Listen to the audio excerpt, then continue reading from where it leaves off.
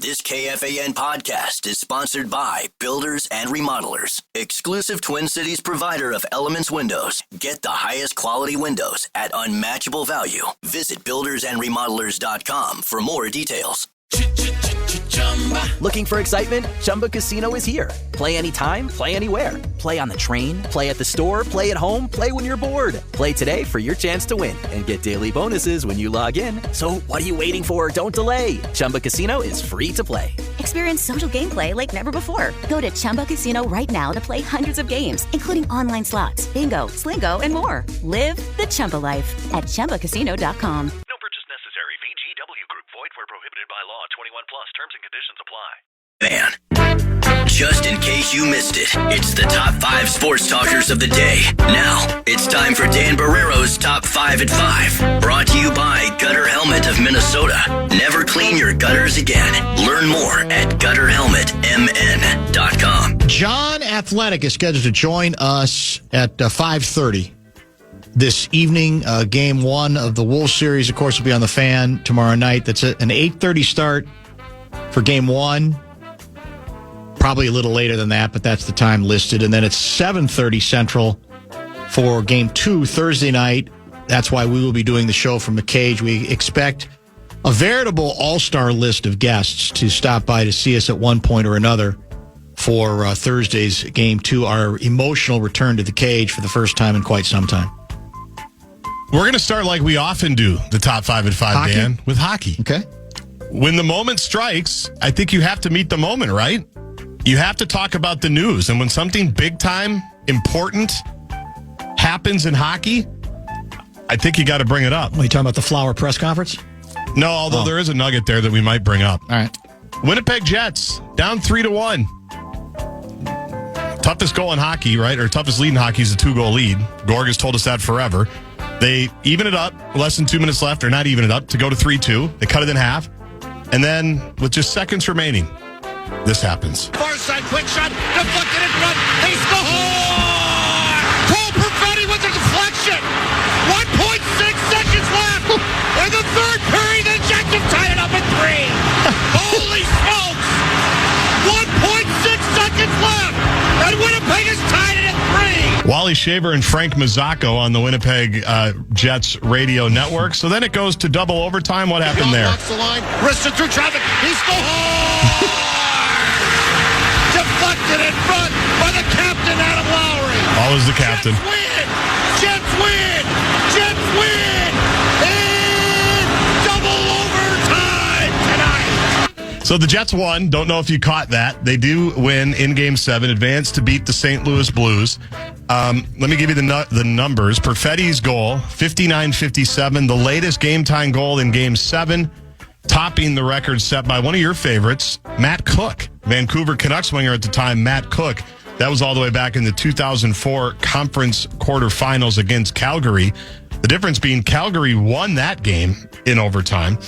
Vancouver lost the game. Winnipeg last night, of course, wins it, and they advance to take on, I believe, Dallas, or do they play Vegas? I can't remember. Well, whoever they play, we're out of it. That's the only thing that concerns me. But that was, as we talked about earlier, it doesn't, there may be similar examples in sports history, but when in the next, 10, 20, 30, 40, 50 years, that finish will be right up there with the most shocking collapses, one could say, of all time. I mean, there's not any question about that. And as you mentioned, the St. Louis hockey community must be bruised and battered today in a way that will take more than a minute or two to recover from. Minnesota Twins with a rally of their own. I watched most of this one. They were down to the Boston Red Sox of Anaheim. I believe they were down 3-1. Ended up getting a couple in the 7th to tie it. Then got a couple in the 8th to take the lead and hold on for a 5-4 victory. So as I pull up the standings, Dan, because they took 2 out of 3 from Boston, let's see where the old Twins are in the American League Central as they won a series against I know we're still ahead of the White Sox. We're 4.5 games clear of them, but we are still 4 games behind the Royals, who've won a couple in a row, and the Guardians have also won a couple in a row as well. Reinforcements are coming, though, right? That's really the only reason I brought up the Twins today, because Royce Lewis has been activated off the injured list, and he is expected to play when the Twins return home to take on the Baltimore Orioles tomorrow, before the Wolves take on the Golden State Warriors at Target Center. So it's going to be a very busy night in the Target Field, Target Center, Target Plaza area tomorrow. Vegas has it 3-1. He pulls a muscle by Friday. Just saying. I mean, they got odds for everything. Apparently, those are the current odds. I hope I'm wrong. I hope Vegas is wrong. That's a big favorite. Well, that's probably That's a true. big favorite, so that's... So, I mean, again, part of the story on him is, which guy is he?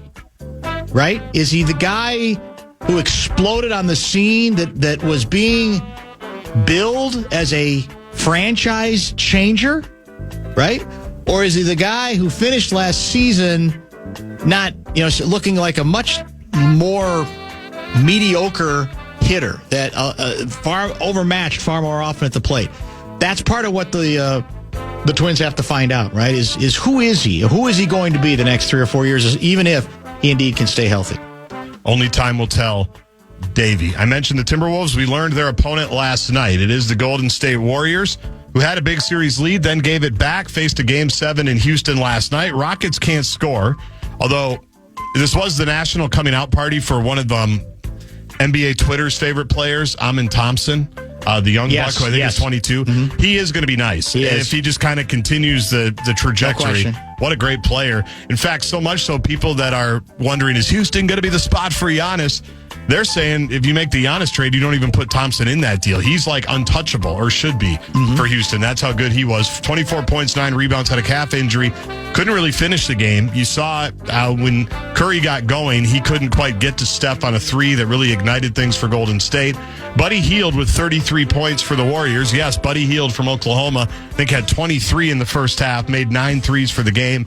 And the Warriors get the victory 103-89. They are already here in Minneapolis and will take on the Wolves tomorrow night, Game 1 of the Western Conference semifinals. I'm going to give you the Buddy Hield stat line for Game 7. He played 37 minutes. He was 12 for 15 from the floor, 9 for 11 on threes. That's 81.8%. 3 rebounds, 3 assists, 2 blocks, 1 steal, 0 turnovers. It's a good line. 33 points. You want his line from Game 6 in Houston? Not as or I should prolific. Say in San Francisco? Yeah, not as prolific.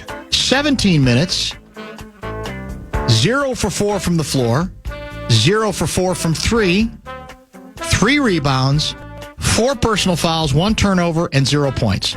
So let's just think about this. And you talk about unlikely shifts in a series. Game 6, he scored 0 points. Game 7, he scored 33. Now, that's the kind of range that you don't usually get accustomed to, right? I mean, in fact, I'm sure the stat has been established somewhere that I'm going to guess in the history of the National Basketball Association postseason, there has never been that kind of disparity from going from scoreless to as many as 33 points. Probably it's not. Crazy stuff is what it is. One of the advantages the Wolves will have in this series, we think, would be the depth. Draymond, 40 minutes. Buckets, 45. Steph Curry, 46. Buddy Hield, 37. And then Brandon Podziemski. Yes. The lefty, who I think he made 1 3 last night. He played 40 minutes. All 5 starters playing huge minutes. Yeah, I don't think they got any points from their bench, did they? I think they got 3. Okay. I think that was the number. Yeah, Looney had 3 points in 11 minutes, which for him, 11 minutes, I think, is a lot of minutes. And it was basically Looney and Moody off the bench for them. Kuminga got 7 minutes as well. But you would think over a 7-game series, the Wolves have to like their depth, especially with how... Yes. I think I saw, if this went 7, it would be 9 games in 16 days for the Golden State Warriors. With Steph and buckets and even Draymond at this point in their career, if they win this series in 7, that's a hell of an effort by the Warriors. Tremendous given effort. what it's going to take, I think, yeah. physically. I wanted to get to the breaking NFL news that you reminded me of. Let me pull up this story. Justin Tucker, been one of the best kickers in pro football history, certainly of recent vintage. The Baltimore Ravens was released today, and I'm just going to read you some of the statement from General Manager Eric DaCosta. Sometimes football decisions are incredibly difficult, and this is one of those instances. Considering our current roster, we have made the tough decision to release Justin Tucker. Now, the one sticky wicket in that statement with the football decision bit is that you may remember Tucker has been accused of misconduct by 16 massage therapists from 8 high-end spa and wellness centers in the Baltimore area. That, according to the Baltimore Banner, they were alleged to have taken place between 2012 and 2016. So he's got a little Deshaun Watson thing going on right now, and so people are a little skeptical of the quote-unquote football decision that the Ravens are allegedly making. Well, the cynical question, I guess, would be, are they making it in part because in his most recent season, 2024, he had, statistically speaking, from a field goal made percentage standpoint, the worst season of his career. So it's the old, you'd like to think they've learned enough about the allegations of sexual misconduct involving the therapists to say, we just don't want this guy around any longer.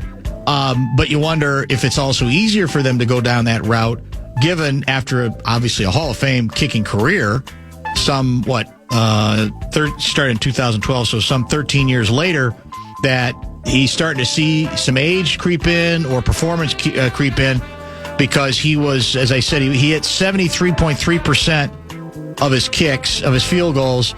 Most years he's at 86, 86, 94, 89, 96, 89, 91, 97, a pretty significant drop-off there for sure.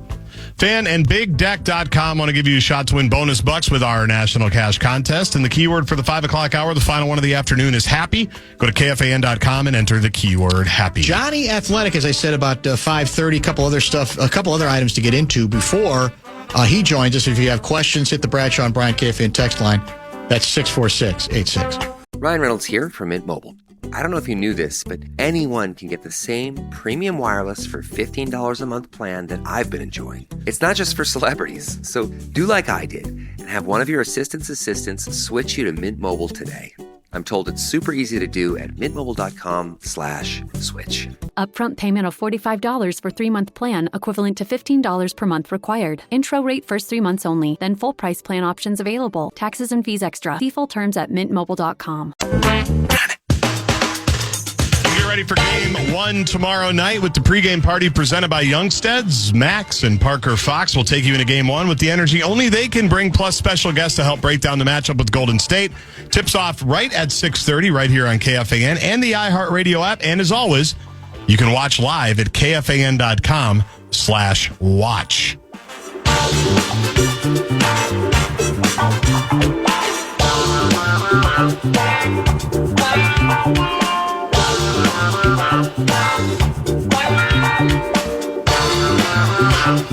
As I mentioned, Johnny will join with some Wolves insight beginning at about 5:30, 5:35 or so.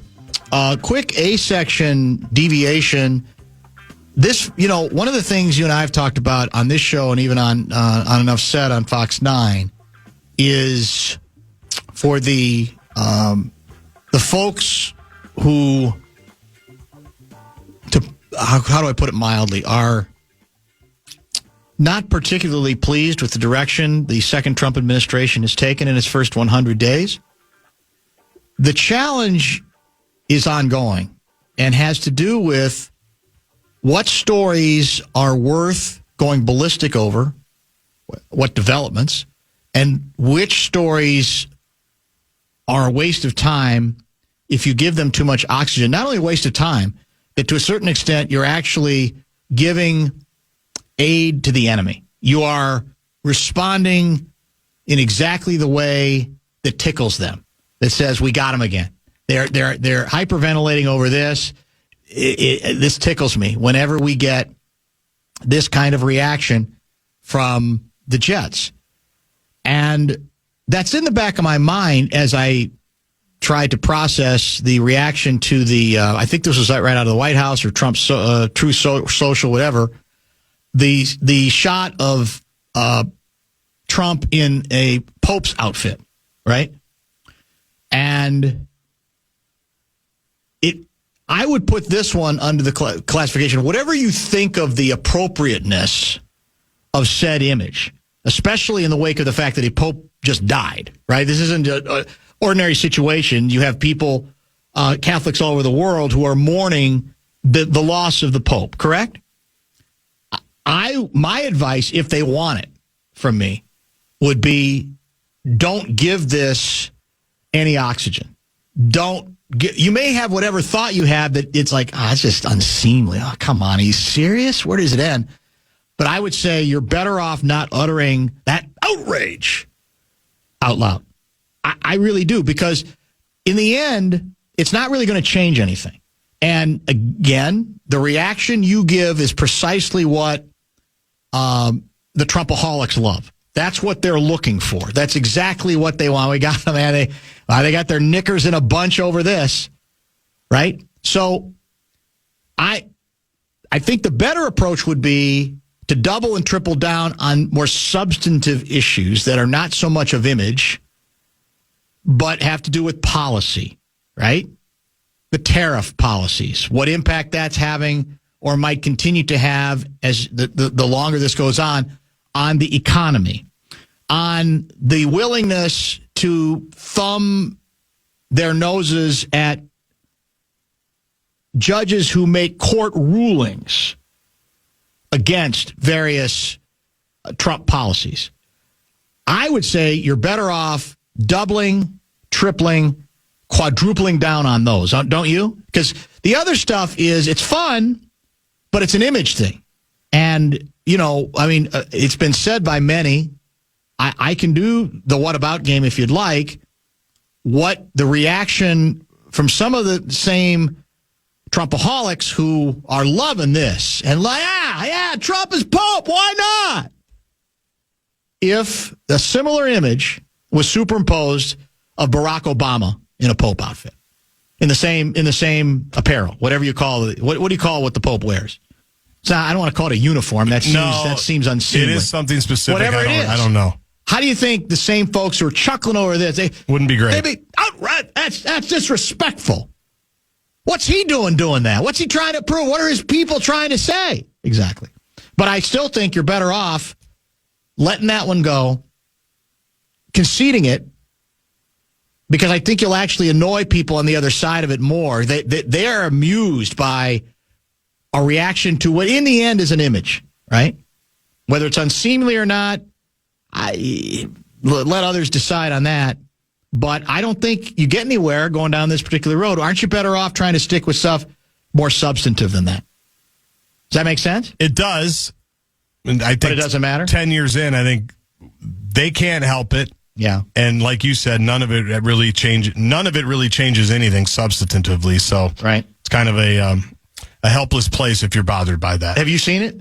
Of course I've seen it. Did it come out from the White House or did it come out from I think it was just him. Trump Social, whatever. Yeah, but I don't know. It's possible the White House retweeted it. By the way, you see the new trick? Now there's going to be 100% tariffs on other film companies and countries who try to bring films into the United States. And you see, this is the new bit with him. He's going to decree it on the basis of it's a national emergency. How, in all honesty, does even he with a straight face say this is a national emergency that allows him then to say, well, I'm going to use my national emergency powers as a chief executive to put an end to it? I mean, who called him? Somebody called him on it, I'm guessing. Probably. Yeah. And he said, this is like a good idea. He claims he did a lot of research on it, and the film industry is dying here. Maybe it is, maybe it isn't. I don't know. But how you put this, that's the new bit. The new bit is national emergency. It's a threat to the nation, to the nation's well-being. The movie industry. Who knew?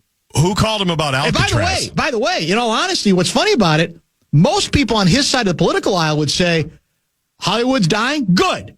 They all they want to make is woke movies. All they want to do, they never give any conservative viewpoint. So good point. The conservative viewpoint would be, let them die. Maybe they'll figure it out, and maybe they'll start putting out some different movies where the Republicans aren't always evil and always the bad guy, right? But who do you think called him about Alcatraz? You saw that, right? Yes, I did. That's a big one. Is that national security, too? I don't know. Well, he says it is because that's where criminals need to go. Well, back then when we were a proper nation, we put all of our criminals on an island. You know what happened? They probably watched, what was the Sean Connery, Nicolas Cage movie? Oh, yeah, I don't remember. It was Alcatraz related. Yes. Yeah. Remember that one? I bet you they rented it, and somebody and Trump said, "Well, whatever happened, is that prison? Why isn't that prison active?" And somebody said, "You know what? It should be." And he said, "You're right. Let's take care of that. I'm going to send out another decree. We're bringing Alcatraz back." So I'm not proud of this, but I looked into the Alcatraz thing today. I had some time. Yes. Do you know why Alcatraz closed? I think in the 60s. It wasn't open very long. It opened in the 30s, and then it was open for like 25, 30 years. It closed because they figured out it was not a very efficient way financially to run a prison. Like, it was basically a money pit. Okay. So I feel like they're going to open it, and then Elon's going to go, this is costing way too much money, and they're going to close it right away again. Let alone they've got to figure out about 52 steps to actually reopen it, including that it's a landmark, so they've got a bunch of things that they got to figure out there, but I'm sure we'll work out those details. If not this term, the 2028 term, when he wins a third term. Listen to this from the movie industry tweet. This is a concerted effort by other nations and therefore a national security threat. A national security threat. The movie industry, and again, as I said, the movie industry in Hollywood usually gets destroyed by the righties as being unfair and only giving one point of view. And good, if they're dying, I'll step on their withering bodies. Good for them. They're getting what they deserve. And now we come to find out that it's a national security. The Rock is the movie we're thinking The Rock, of. that was it. Yeah, Connery and Cage, weren't Welcome they to the stars? Rock. The Rock. Yeah. I never visited. They used to have tours there. Do they still? Yes. Alcatraz. Okay. Yeah. All right. It sounds I've never awesome. taken one. Did you take one? No, I've never really been to San Francisco. I don't think. Not yet. Maybe You've for never games been 3 to San and 4. Francisco in your life? Not that I remember. Is that right? No. Oh, that's interesting. I flew into Oakland once. Yeah. That's about what I remember. Well, it's reasonably close by, but not quite the same. No, I flew over the Golden Gate Bridge. Looked nice. Looked pretty. Big fan of Full House. That was a good show. And Fuller House, the Netflix reboot. Yeah, that's a very good point, for sure. Alcatraz is not a good prison. Clint Eastwood escaped from there in 1972. Is that Escape from Alcatraz? Is that a movie? I think that's right. There were a lot of Alcatraz-based films. I mean, it was natural. The spot. I mean, maybe it is a waste of resources. It's a good piece of land, right? Yes. One would assume it is hard to escape from Alcatraz. However, I learned today 14 people tried. I don't know if they did it Any of them successfully. successful? I don't know. Yeah. There were a couple of people that died trying to. Right. Because you're going into the water. It's a little dicey. But yeah, in theory, it makes a lot of sense. Just throw everybody on an island. My son and I just went to San Francisco early April, writes Papa Taco. Went to Alcatraz. The walk up to the prison uphill, they said, is 13 stories. Not fun. That's a good workout. That would be a good workout. 13 stories. Interesting. I will get to, some people have reminded me, I'll get to maybe see Alcatraz when the Gophers play Cal Berkeley in football this year. There you go. Maybe I'll go out early and make why that not? a trip. Yeah. If provided it's not an open prison at the time. Well, if it's still a landmark and I can get a tour, I'll buy a ticket. But if it's already up and running with criminals, they're probably not just letting people roll through. I would think not. I think at that point, so hopefully we can hold off tours would be a on little that. bit more problematic. Yeah, let's hold off on that. Jonny Athletic matchups. Who's going to guard who? His thoughts on his favorite basketball team. Of course, he's been with them pretty much throughout the first round, and we'll get to much more with him in just a minute here. It's time for Jonny Athletic. Jonny Athletic. Johnny! Athletic. And he's on with Dan Barrero right now. RBC Wealth Management brings Jonny Athletic to you via this program each and every week, sometimes more than once in a week, especially this time of year when your Wolves, we're one of the Elite Eight. Is that correct? Are there 8 teams left now? Yeah, 4 and 4. The Elite. Johnny, why does the NBA not adopt those kinds of terms? Because it sounds a lot more impressive, right? Does it not? Than just said, okay, you're in the conference semis. Elite Eight. National Basketball Association sounds a lot richer, doesn't it? Especially, Dan, when you have to win a 4 games in a 7-game series to get there, right? Yeah. I mean, in March Madness, you win a couple of games here or there, and you just happen to find yourself in the Elite Eight. So how elite is that? I would ask. But in the NBA, decidedly elite to be in the Final Eight. But I guess they just don't want to step on the March Madness toes here. But you could definitely use it for Johnny, sure. see, you're already into trouble with the hockey community. Well, that's done. Now he's found his next target. It sounds like your next target like Anthony is Edwards. The college basketball community. I mean, where does this end, this trolling? I mean, all I do is report the news, Dan. That's all I can do as an honest purveyor of information, factual takes. I mean, that's just what I do. And if people in other walks of life get a little offended by it, there's really nothing that I can offer there. I mean, the Wolves are in the second round again, where they've lived lately. It hasn't worked out for the hockey team so well, and they also play a real style of basketball, unlike, the stuff that we see in college outside of the University of St. Thomas. All right, well then, here, Mr. Smart Guy. I hope the team has more humility than you going into this series. If they don't, they're in trouble. Right. They do not. I can tell you that they do not. Oh, interesting. We'll get to that in a minute. Perhaps you would like to field this observation from 612 Guy. He's quoting, I don't know if it was something I said or Gaardsy said, good again. End quote. Again, I get it. Like the Gophers being good 90 years ago and 75 years ago. Yeah. That 1 year, 21 years ago when they almost went to the finals. So 31 to 32-ish terrible or mediocre years out of 35. Yeah, they're good again. Again. I got to think about it some more. You want to take that on, Johnny? I mean, some people just love to be miserable, man. And I think there's a lot of them in our fair community here. Understandably so in some ways, because they have been put through the ringer. They have been waiting for any team to break through outside of the Minnesota Lynx and have real success. But I just think that there is an inability among some sporting fans in this community to just enjoy the ride. I mean, to this person's point, the Wolves have been terrible for much of their existence. They are not terrible right now. They are really good. They are, I think it's fair to consider them a contender. What happens in this round, what happens in the next round, anything like that going forward still has a lot to be said.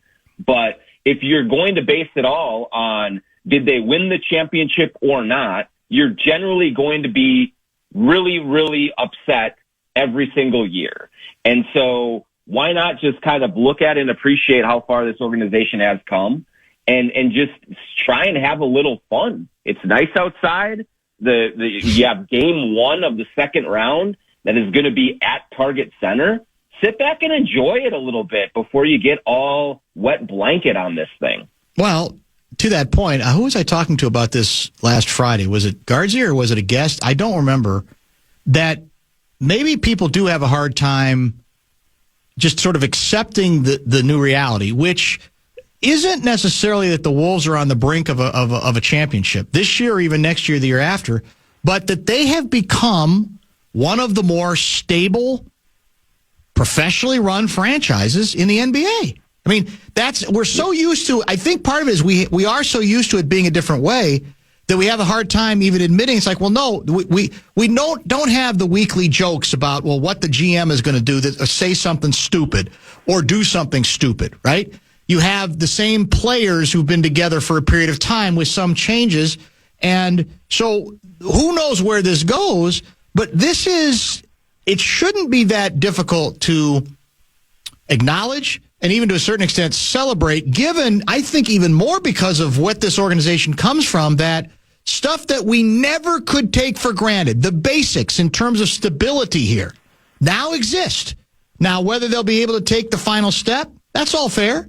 That's if they get swept by the Golden State Warriors, I'm guessing I'm going to ask a couple questions, and you are too. But it's almost like we are so traumatized still by the past that we can't really see what's in front of us.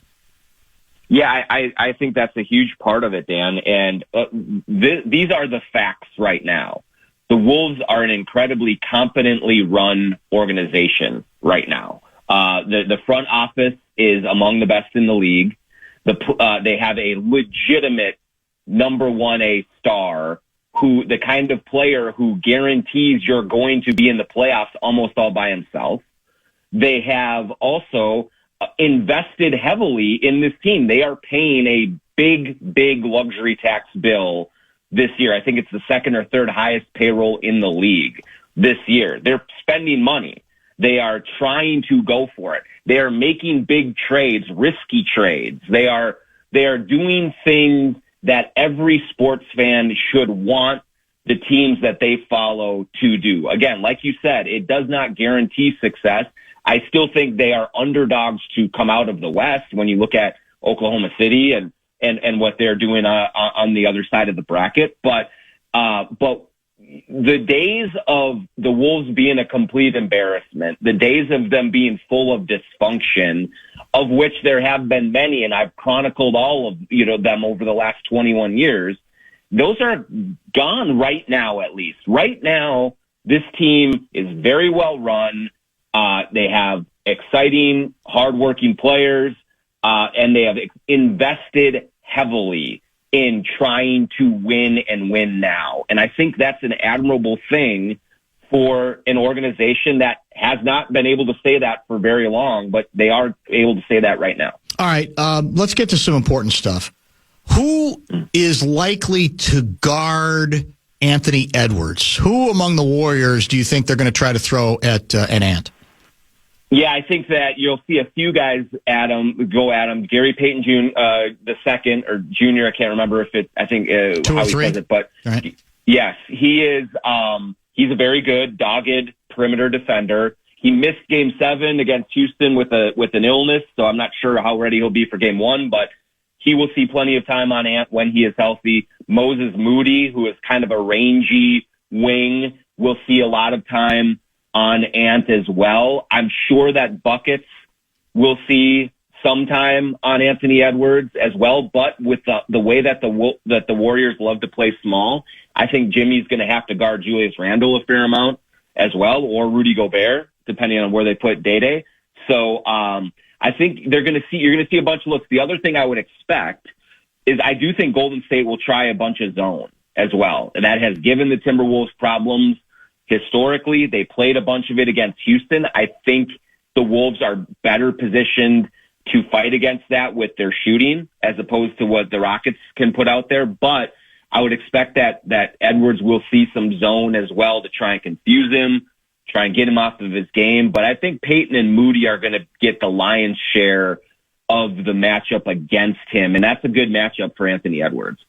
Interesting. Now, on the other side of it, we have tended to use, 2 or 3 different people. That's, I guess, the Wolves at their best defensively is they can throw different people at, let's say, the Golden State's best scorers. Is that what you foresee here? Yes, I think so. I think, Jaden McDaniels will start on Steph Curry for sure and get a lot of time chasing him around. Nickeil Alexander-Walker will get a lot of time chasing him around because he is so good at navigating all the million screens that Golden State will set for Steph Curry. I think you will also see Ant from time to time. You could also see DiVincenzo. Mike Conley is a very good screen navigator. So they'll throw a bunch of guys at Steph. With, I think, the bulk of it, Jaden and Nickeil Alexander-Walker. But I think the dangerous part for the Wolves is they have to be able to do to like Buddy Hield, Pajemski, some of those, supporting cast players, what they were able to do to Austin Reeves. And that's completely take them out of the game. If Hield goes crazy like he did in Game 7 against Houston, that's going to be a bigger problem. But Steph has a little bit of a banged up thumb. And so I would expect the Wolves to try and be physical, throw a bunch of bodies at him and wear him out. But that's a huge challenge because Steph is as well conditioned as any player in the entire league. And so it's just going to have to try and wear him down over the course of the series and not just 1 or 2 games here. Who takes buckets? I think Julius Randle's going to see a lot of them. I mean, Buckets likes to be physical, and he's not necessarily a stretch you out to the 3-point line and take a bunch of threes type of a player. He likes to be down in the mid-range and down at the rim, and he's really crafty with his pump fakes and his foul drawing, and Julius Randle has been really disciplined in being able to kind of stay down and not bite on those. He did a really good job of that against Luka Doncic, except for a 3-pointer here or a 3-pointer there. So I think that Randall and his physicality is going to get a lot of Butler. You might see Jaden on him a little bit. You may see Ant on him a little bit as well. But as a primary guy, Randall on Butler and Rudy Gobert lurking off of Draymond Green makes a lot of sense to me. We're chatting with Jonny Athletic. If you have questions related to this series or anything else, Wolves NBA playoffs related, 64686 is the Bradshaw and Bryant KFAN text line. So I was talking to Mike Conley about this last Friday. As you well know, the Wolves entered the playoffs heavy underdogs to the Lakers. Clearly, the Wolves prefer it that way, like a lot of teams. They love having that card to play. And Conley mentioned to us that, in fact, the first slide in a presentation, a Finchy presentation, was superimposed on the screen, all the ESPN people picking against the Wolves in the series. So Finchy is enjoying it, or enjoyed exploiting it as well. But as I mentioned to Conley, you're going to go from being the heavy underdog to now being the prohibitive favorite to not only beat the Warriors, but even to have the best chance to unseat Oklahoma City. And I said to him, is your team going to be comfortable with that? Because this is a world of, from a perception standpoint, extremes. You know, we go from one side of it to the other. So are the Wolves comfortable with the position they're now in, which is most people are picking them to win this series? I think this is a huge challenge for them and a concerning development for them, Dan, because it hasn't just been Mike Conley, Rudy Gobert, Anthony Edwards. A lot of guys have talked about how this team has had a difficult time handling success over the last several years. Rudy Gobert talked about it towards the end of the regular season, mentioning even that Denver series where they win game 1 and game 2, and they have a 2-day break, and they come home and they're hearing all about how they're going to sweep the Nuggets and they're going to be the favorites in the Western Conference, and then they lose 3 in a row to the Nuggets. Every time this season that the wind has started to look to be at their backs, they stub their toes with a loss or two and some ugly performances. And so their ability to handle the gaslighting that comes on social media, on ESPN, which now almost every ESPN writer has picked the Wolves this round to beat the Warriors. That is going to be an open question about how they do handle it. I tend to think, Dan, that because they are playing the Warriors, I actually feel like this is a better scenario for them than Houston, even though I like the matchup against Houston a little better. But when you have Steph Curry, when you have Jimmy Butler, when you have Draymond Green, they demand your respect and your focus in a way that I don't think the Rockets would have. So I think they will come in focused, but I want to see it first because this is a team that does have a hard time handling success, and they have heard a lot about how great they were against the Lakers and a lot about how tired the Warriors are going to be coming in and how this is their series to lose. And so how they handle that, especially game 1, I think is going to be really important for this series. Interesting text has come in via, it looks like 218. Jonny Athletic, which is more likely, Draymond getting thrown out of a game or Royce Lewis playing 5 games without blowing out a quad? Oh, man. This is vicious out there. I have to say, Royce Lewis, which one is more likely? Yeah. Maybe Royce Lewis, because Draymond can do whatever he wants in some of these games. Like he'll get one technical or one flagrant, and then he seems to get graded on a curve the rest of the game. Like it takes an egregious action to get him thrown out. And he did talk after game 7 about how important it was for him to keep a cooler head. Meanwhile, he totally was all over the place with a couple of the fouls that he had against Houston in game 7, but I digress. So I just think that the referees, for whatever reason, are very reluctant to throw him out of a game unless he takes out brass knuckles and punches someone in the face. And so, barring that, I think he's going to be in these series. He's going to be in this game, in these games. And so maybe Royce Lewis being healthy is the more likely scenario here. So how is it going to play out? The question is always, can Rudy be played off the floor? I guess you could say technically he was a couple times in the Lakers series, but the Wolves didn't mind because they are now prepared to play whoever they need to play. And down the stretch of 2 victories, obviously they played Naz to great success. How does the dynamics change here in terms of what you think Golden State will try to do with Rudy, and how will Rudy and Draymond interact? Yeah, I mean, it's going to be volatile with Rudy and Draymond. I think there's no question about that. There's going to be, I think, the atmosphere in Target Center with all of the vitriol that's going to be going toward buckets and toward Draymond Green, I think is going to turn the heat up on the interactions on the floor a little bit. And so it's going to be up to the Timberwolves, Rudy Gobert, and Jaden McDaniels in particular, to kind of keep their cool.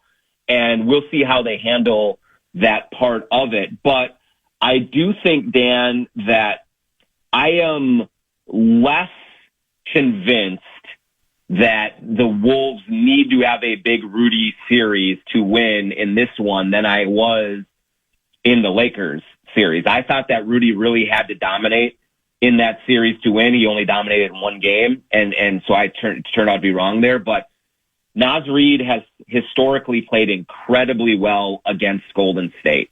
And so if the Wolves have to go small, if Rudy's getting drawn out into isolations against Steph and he's not as effective against Steph as he was against Luka, and if he just is not catching the ball as cleanly and turning the ball over in the paint as he is wont to do, I think that Chris Finch will go to Naz Reid for heavy stretches, and I think they will be fine with a Randall Naz Reid front court there. So I don't think that's as big of an X factor in this series as it was last series. And you've kind of touched on it already, and it's been kind of the sub theme of today's show.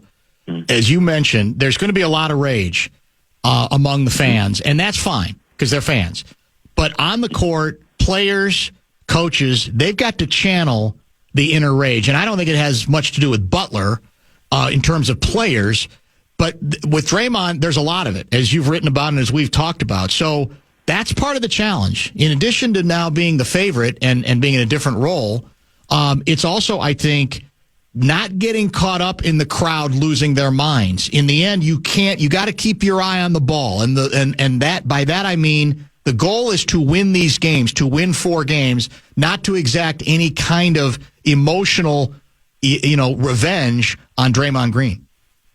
100%, Dan. And I would say this, but Draymond Green is still a very, very good player. He can still make a big impact on both ends of the floor with his play on the court, but he is diminished from what he once was.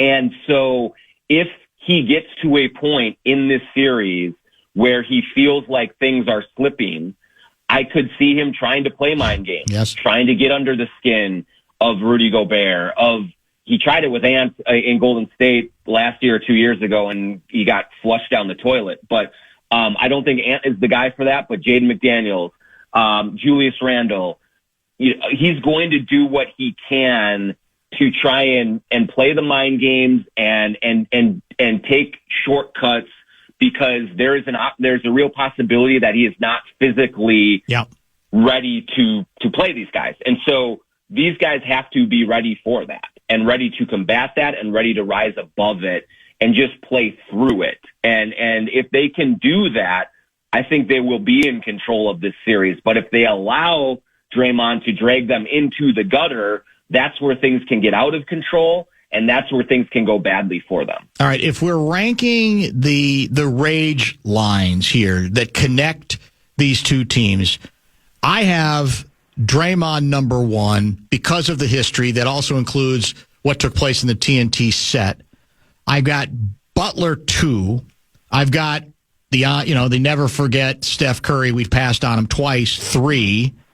I've got as sneaky number 4, going way back to a previous era, the Wolves being flummoxed by Wolves management back in the day, in the Bill Musselman days, being convinced by Nelly that Tim Hardaway's knees were shot. Don't draft him. The Wolves took Pooh Richardson, I think, 10. Hardaway went 14 to Golden State.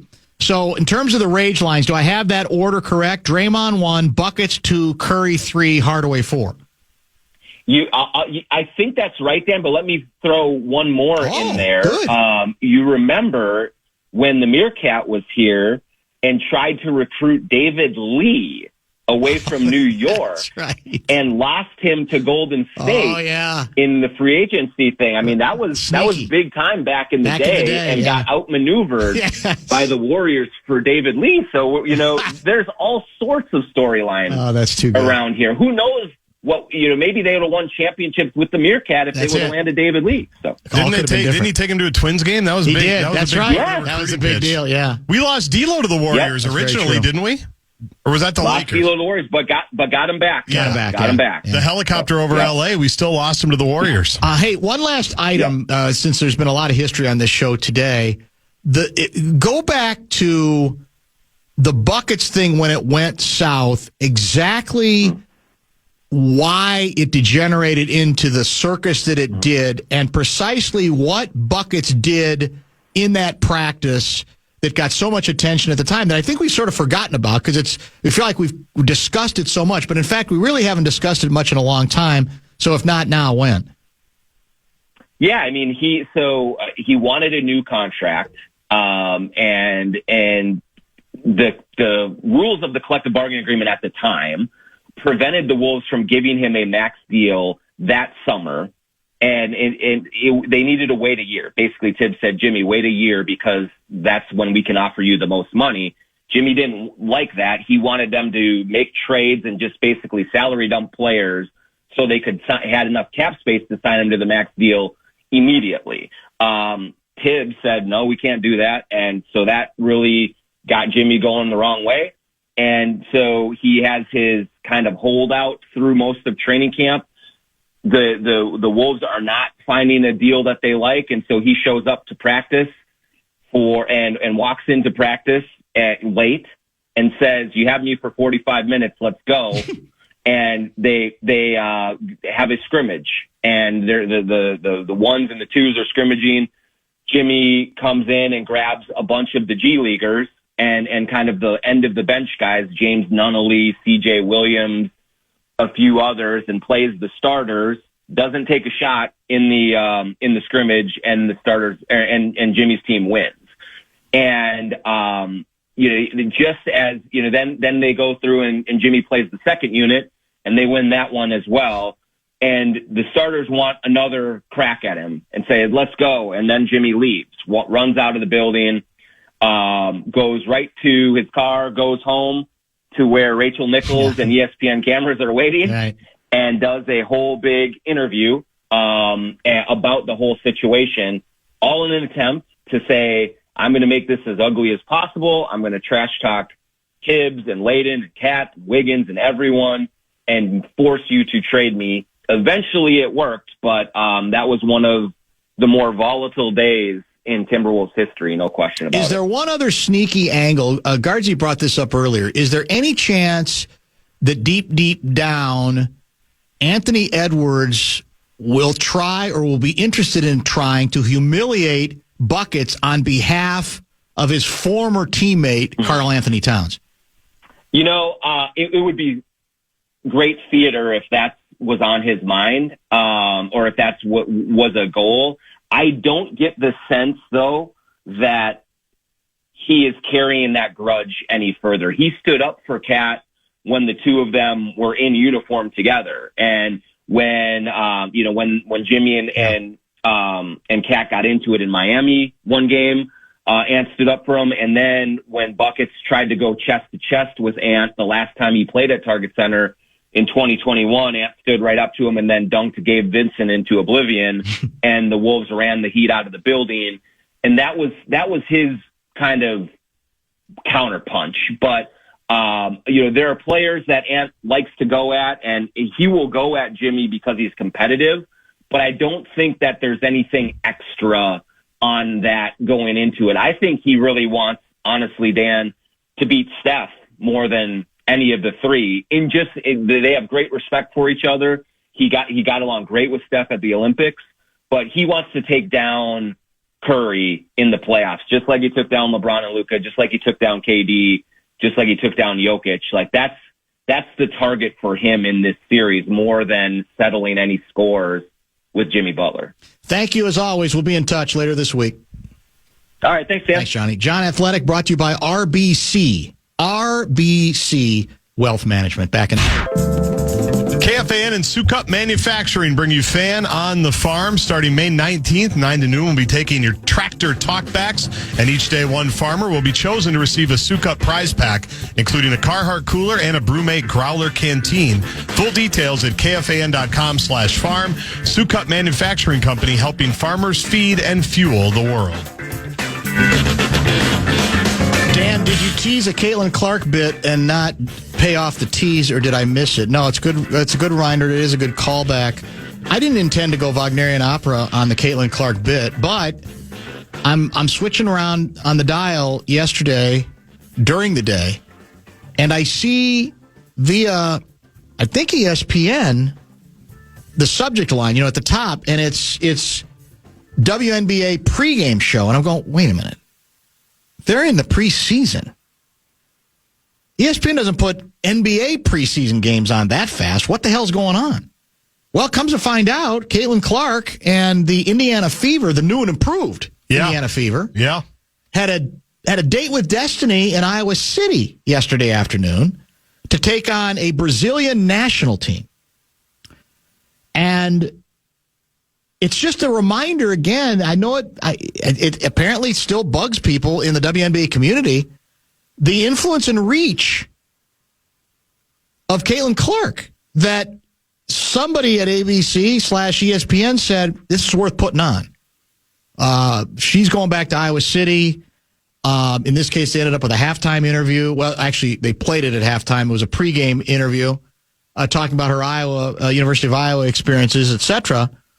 And the place was obviously sold out. It's back in Iowa City. Within like 8 minutes, I think it sold out. It was ridiculous. When this was announced. It was a terrible game, by the way. I don't know if this is the best Brazilian national team. If it is, they need to kind of figure some stuff out, because it was like 140 to 80, 140 to like 32. I do think I saw a tweet though that they had another exhibition game somewhere like the day before or 2 days before. It may have been a schedule loss for Brazil. Might have been a schedule loss. Okay, that could be it. May have been a schedule loss. Say? But it's a reminder again that they're not doing that with anybody else, right? They're not. There's not. Not that. That influence, and the idea that, it's worth putting a game on ESPN on a Sunday afternoon. I'm very curious to see. They got a new coach, right? Yeah, Stephanie White. They added some players, I think. I don't know how many. They did. And then she had a shot from the left logo, and then looked over at Ryan Rucco. Rucco, yeah. And Lobo, but I think it was for Rucco in particular, she said afterwards. Yep. Because she's apparently a Rucco fan. She had a shot from past her logo where she set the record against Michigan. That's her own little logo, correct. Number 22. That's exactly it. And it was close to like the sidelines almost. It was that kind of logo. It was a ridiculous shot. But we're reminded again that, and I don't know again how many games have been moved already this year. My assumption is more than ever. Maybe at some point people get bored with it, or they won't get as excited about it, but there's no indication that there's any sort of Caitlin Clark fatigue that has set in among fans. Goes back to the silly face of the league nonsense about, I don't care, Anthony Edwards, if you don't want to be the face of the league, you are going to be. Why we have to have this debate in basketball, I have absolutely no idea. It's the only sport in which it becomes an issue. But as we said before, nobody anoints anybody, including Anthony Edwards, to be the quote-unquote face of the league. The public decides, basically, over a period of time through various ways. They do. Caitlin Clark, if you want to play that game, is the face of the WNBA, even if there are still better, more accomplished players, because that's what the public has decided. It's just the way it works for 100 different reasons. Sometimes performance, sometimes charisma, sometimes who knows what it is, but that's the reality of it. There's no proclamation necessary. It evolves, and we see it manifest itself by what, again, took place, what was emphasized yesterday. A WNBA preseason game, exhibition game against a national team from another country, is, I don't know what the ratings were. My guess is they were okay. Yeah. The idea, though, that they would even be willing to say, yeah, let's put this on during the day on ESPN. Now, there weren't a lot of other options you could say at this point, but nevertheless, I doubt that they've ever done it before. And they're going to be really good this year. It looks like that's the case, eh? I mean, just by definition, they're going to be good. They're going to be in the mix. And what's really annoying people, especially here, Lynx fans, yes, they did some graphic of the Bet ESPN title favorites. And are we moving our Lynx games to the People's Stadium? Has that decision been made from Target? Can you imagine? They could. Because somebody asked Reeve about that? About moving them? No, but mostly because all of Iowa would come up here, too. That's true, too. Yeah, that's the advantage the Lynx have. Yeah. Because I saw one of my buddies that covers Iowa down there, Scott Docterman, tweeted out how they should do something like this every year, whether they put one in Des Moines. And maybe, you're right. Maybe the Lynx would do it with them, and I just kind of shook my head and said, I don't think they're going to do it with you. I don't think pick another team. No, you're right. I just don't think they're gonna. We could ask, we could try. Right. I just don't think an exhibition game in Des Moines is going to be the play, even though the Iowa Wolves are down there and there's some organizational ties down there. What was I talking about again? I don't even remember. Oh, the betting odds. The Liberty, the defending champs, they're the favorites. Then Vegas is in there, and then the Fever. Where's the Lynx? They were not mentioned in the graphic. Oh, wow. Okay. I'm sure they're probably fourth best odds or fifth best odds, but they were not mentioned in the graphic, which I will say is annoying. That the Lynx do, I think, have a grievance of being the flyover country team. Yeah, you're big right. Time. For a team that has done so much and was a missed travel away from winning the game 5 last year, that they're just a complete afterthought is insane. Well, you saw the when quotes, you think about it. I think Youngblood had the story from training camp. Great quotes from Reeve. I loved it. And players basically admitting, no, we're not over it. And no, it is annoying, and it is still stupid. And what didn't even one of them make a crack about the dress? Reeve. Was it Reeve? It was Reeve. Yeah. It was about the announcers, which I love, which was factual. Right. And you know me, I go deep on this one. Basically, there was a clear bias, and then she brought up the dress, too. Yeah. And that was really the first time she hammered it home. I had not heard her bring up the dress before. She kind of tried to somewhat take the high road after the series and go, well, sort of. Well, but not call out the commissioner. No, she didn't call out the commissioner. You're right. She said, we got the game stolen from us, which they did, obviously. But the fact that she went that hard, I loved it. I thought it was great. Calling out the announcers and the officials, it was wonderful. JG, hands down, now that I heard the David Lee comment that is number 1 on the list, if David Lee comes here, we get to be blessed by the presence of Caroline Wozniak. That's his wife. Is that? Oh, they're an item. Former number 1 tennis player. Okay. Yes, Hall of Fame tennis player. I see. Easy on the eyes. Okay, David Lee's wife. Okay, gotcha. There you go. So he's saying now for him on our attempt to rank the list for, how did I put it? Let me get the exact the rage meter. Here. Yeah, the ranking the rage lines for this series regarding the connections, the rage connections between the Wolves and Warriors. And by the way, all the rage is on our end. The Warriors have nothing to be vengeful about in that regard. They profited from our stupidity. Including, I'm mad at myself. I forgot about this one. The abuse we took for Andrew Wiggins becoming like the second most important player on their title team a couple of years ago. Yes. Which is still bugs me. Well, it was true. In the finals, he was big. But it's undeniable. It was seen as some type of organizational failure by the Timberwolves that they couldn't unlock Andrew Wiggins. Yeah. And I get it. You're saying if you've got Steph Curry, Draymond Green, Klay Thompson and at that Klay time. Thompson, that might make it a little easier for Wiggins to suddenly say, the pressure's off me? Like people go, can you believe Minnesota let Andrew Wiggins walk? Yeah. It just denies reality, and that one still bothers me. There was some difficulty. There is some truth to what you said. Show Wrap is presented by American Pressure, commercial-grade pressure washers since 1975. It's the bumper-to-bumper Show Wrap. Can we expect Luigi tomorrow to talk Stanley Cup playoffs? Because they're still going on even without the Wild. That is the plan. All right, so Louis tomorrow. Our guy Sam Gordon will join tomorrow as well for the kind of give us a Golden State Warriors scouting report. Former KFAN intern, correct? Yes. How long ago was that? Probably 08, 09, somewhere in there. Maybe 2010. What's our intern tree? What's our intern tree look like across the country? We have some good ones. I mean, Gordon's one of them. Sam Ekstrom's one of them. Yeah. He does a lot of stuff here That's locally. true. I'm trying to think. I feel like we can claim Dane Mizutani. How think about he was here. .com Tom? Was he ever an intern? Well, I'm using that term broadly. I mean, Yeah. he was an employee. He was. Right? Yes, he was. We can technically claim Jamie Erdahl from Good Morning Football. Oh, that's right. That's another one. We got her before she was even an intern. She was like a May term Think about high it. school student coming here to learn. Remarkable. Those are the days. We've got a aren't they? decent tree. I think we do. It's not maybe. Yeah. It's not. Might not be a pop tree. It's not Greg Popovich yet. But it ain't a decent. It ain't a bad tree. No. Thank you to Mitch Lawrence, who joined at 3:30.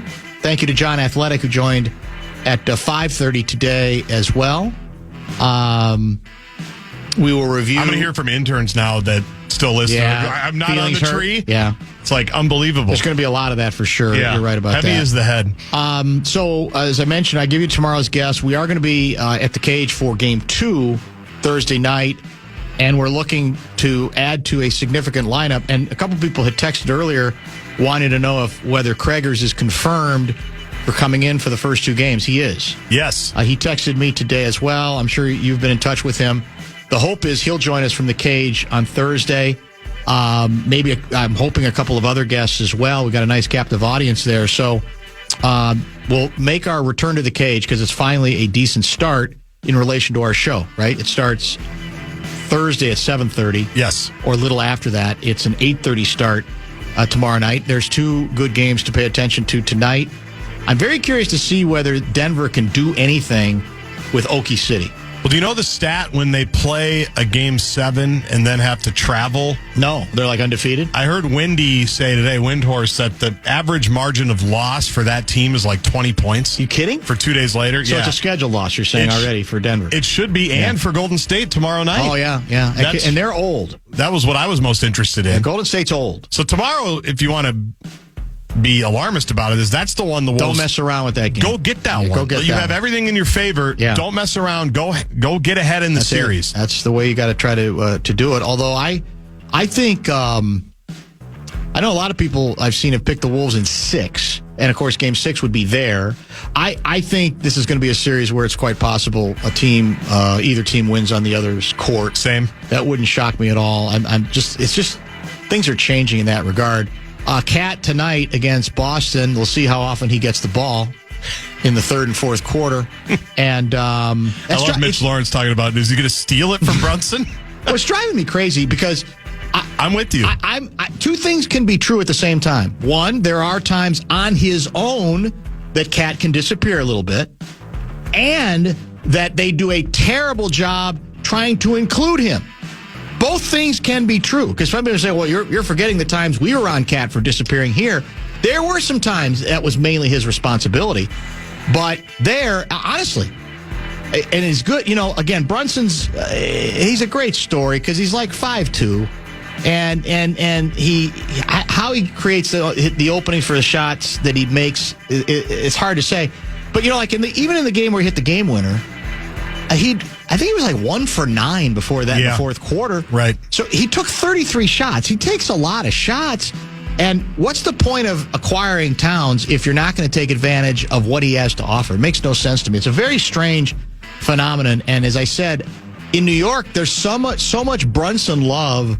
And he's a good kid, right? His dad is on the staff. This isn't denigrating him in any way. But it's amazing to me they don't say, man, we've got to run some plays, or you've got to keep your eyes open for him occasionally. That should be part of your job, given you have the ball in your hand as often as you do. Brunson could do the Pope bit that President Trump did in New York, and nobody would bat an eye. No, people are putting him in like top 5 Knicks of all time lists. That's how stupid it's gotten with him. And he's been great, but I know the Knicks have been a laughingstock for 20 plus years, but they have a pretty rich history, I think. I'm old enough to remember some pretty good players that came well before Jalen Brunson. Somebody just texted me, Cat's already in foul trouble in this game. Did it already begin? I don't even know.